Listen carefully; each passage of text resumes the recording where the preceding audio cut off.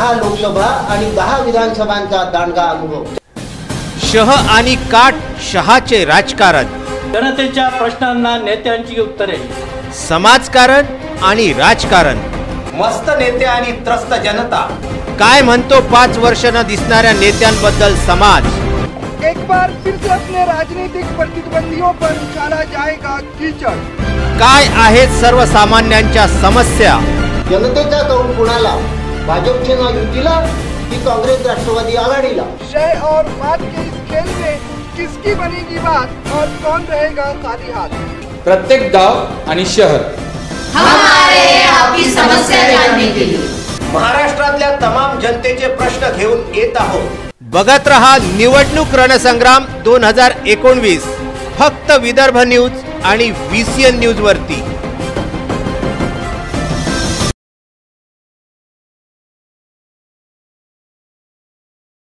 चलिए एक बार फिर से आप सभी का स्वागत है VCN न्यूज़ के खास प्रोग्राम में शम्स अंसारी के साथ निवडणूक रणसंग्राम 2019 में।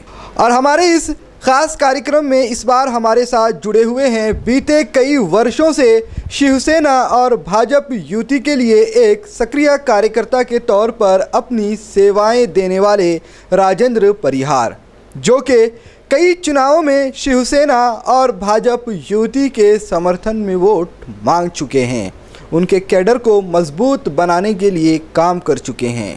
लेकिन इस बार निराशा है। निराशा के साथ नई आशा लेकर वह चुनावों में कार्य कर रहे हैं। इस बार का कार्य आनंदराव अड़सुल के लिए नहीं है, किसी और के लिए है। तो हम जानेंगे आखिर उनकी निराशा की वजह क्या है, आखिर क्यों उन्होंने अपना घर छोड़कर किसी और के घर को मजबूत बनाने के लिए कार्य शुरू किया है। क्या वजह रही निराशा की, क्या वजह रही कि शिवसेना और बीजेपी, जो कि अपने कार्यकर्ताओं को सहेजने के लिए काफ़ी मजबूत मानी जाती है, उससे अब उसके ज़मीनी स्तर के कार्यकर्ता फिसल रहे हैं। यह सारी बातें हम करेंगे राजेंद्र परिहार जी के साथ। राजेंद्र जी, आपका स्वागत है।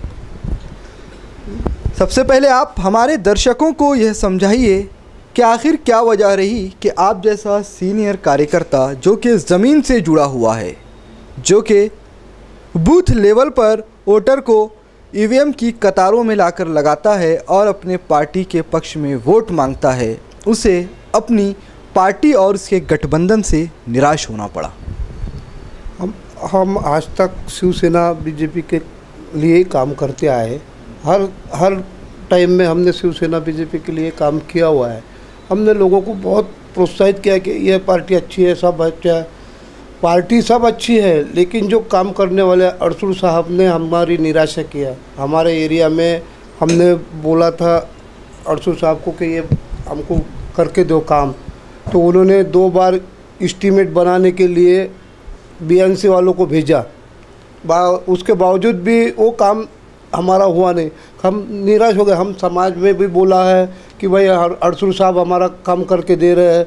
हमारा पार्षद था, पार्षद राजू भेले, वो बोले कि भाई मैं करवा दूंगा। मैं उसको बताया कि भाई हमारे आनंदराव अड़सुल हमारा जो एरिया का जो काम है वो करके देने वाले हैं, तो भाई तेरा जो पैसा है वो दूसरे गली में काम आएगा। हमने हमारे मोहल्ले के हिसाब से वैसा उसको बोला हुआ है, लेकिन उसके बावजूद भी 2 बार एस्टीमेट होने के बावजूद भी वो काम हमारा हुआ नहीं।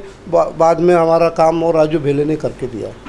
राजेंद्र परिहार जी, आप ये बताइए कि जब एक ज़मीनी स्तर का कार्यकर्ता किसी को आमदार बनाने के लिए ग्राउंड लेवल पे मेहनत करता है, या किसी को मान लीजिए सिर्फ पार्षद ही बनाने के लिए लोगों से किसी के लिए वोट मांग रहा है और वो चुन करके आ जाता है, तो उसके बाद एक जनप्रतिनिधि की कार्यशैली क्या होनी चाहिए? जनप्रतिनिधि की कार्यशैली ऐसे होना चाहिए कि सबको लेके चलना चाहिए। कोई गरीब है और अमीर है, कोई भी रहे, उसके साथ में भेदभाव होना नहीं चाहिए। जो भी काम लेके आता खुद के लिए तो कुछ नहीं, सब समाज के लिए आता है, तो वो हिसाब से उसने काम करने को होना, तो ही वो नेता रहता है।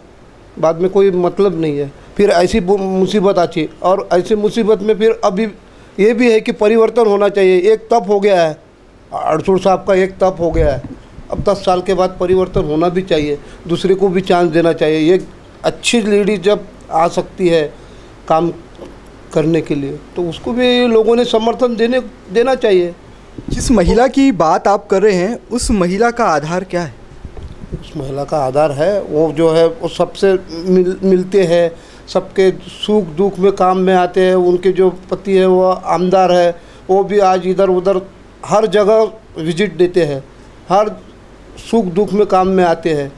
उसको वो देख के मैं भावुक हुआ है और मैं रवि राणा के लिए काम कर। आपकी भावुकता का पूरी तरह से सम्मान करता हूँ, लेकिन एक बात जो रह कर दिमाग में आती है, आपकी उम्र के कई वरिष्ठ लोगों से मैंने सुना है कि जब खाना पकता है ना तो पूरा चावल खोद के नहीं देखा जाता, सिर्फ एक चावल से ये पता लगाया जाता है कि खाना सही बना है या नहीं बना। उस महिला के पति विधायक हैं 10 सालों से। एक विधायक के तौर पर वह भी तो विकास कार्यों में काफ़ी पिछड़े हुए नज़र आते हैं। वैसा तो उनका तो विकास काम तो चल ही रहा है हर जगह पे। अभी हमारे एरिया में भी अभी ओलंपिक चांदूरी रोड का भी उन्होंने उद्घाटन किया हुआ है, और ऐसे बहुत सारे उद्घाटन हुए हुए हैं, काम भी चालू है। ऐसा तो कुछ मेरे इसमें नहीं आया। उद्घाटन की अगर बात करें तो उद्घाटन तो भारतीय जनता पार्टी के नेताओं ने भी बहुत किए, शिवसेना के नेताओं ने भी बहुत किए, लेकिन उन उद्घाटनों का लाभ ये महत्वपूर्ण होता है। वो काम तो चलेगा ही, अभी आचार संहिता है उसकी वजह से काम भी नहीं हो रहे। पूरे ऐसा बोल रहे हैं आपके पूरे 10 सालों के काम महज 2 महीने की आचार संहिता की वजह से अटके पड़े? नहीं, तो भी काम हुआ है। हर एरिया में काम चल ही रहा है और हो भी रहा है। मेरा उसको बीजेपी सेना को विरोध नहीं है, लेकिन जो पद्धत से आनंदराव अड़सुल ने ये किया, लोगों से संपर्क नहीं, कुछ नहीं, वो हिसाब से मेरा कहना है। मेरे को बीजेपी सेना से कोई विरोध नहीं है, और ऊपर में मोदी होना ये भी ज़रूरी है। यही तो शंका है लोगों की।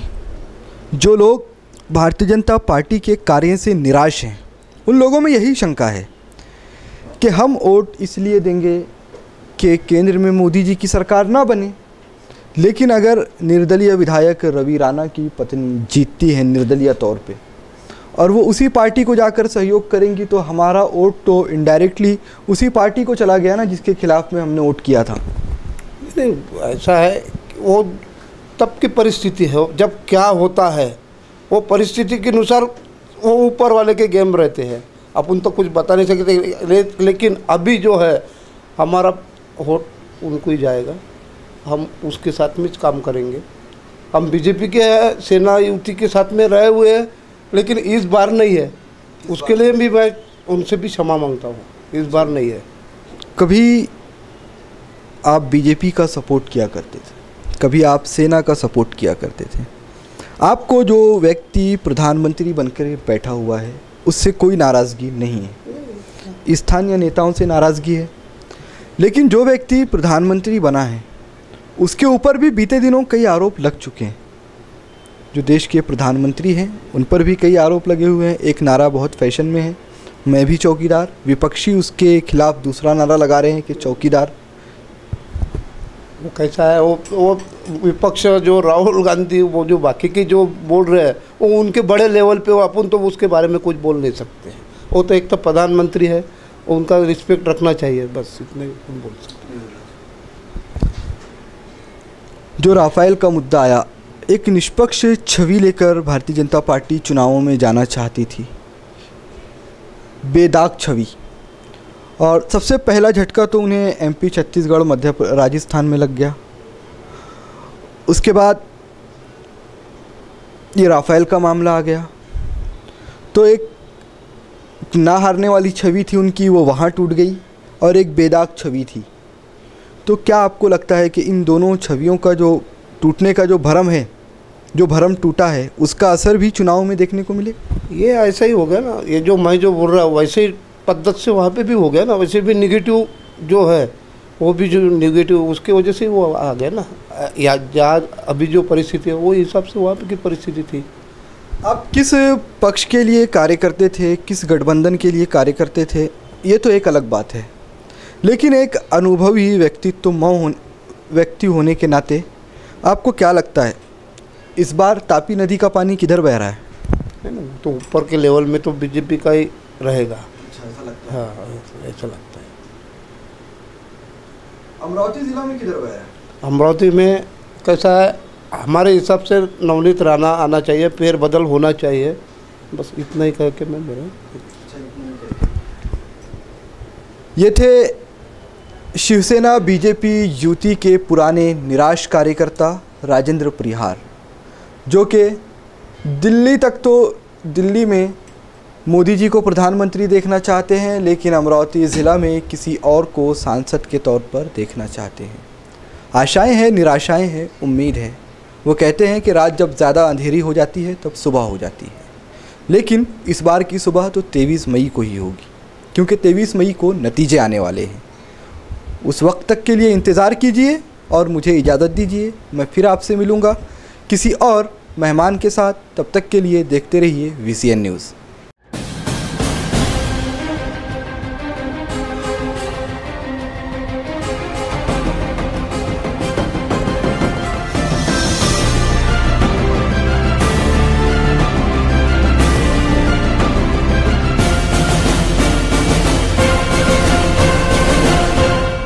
लोकसभा आणि 10 विधानसभांचा दांडगा अनुभव।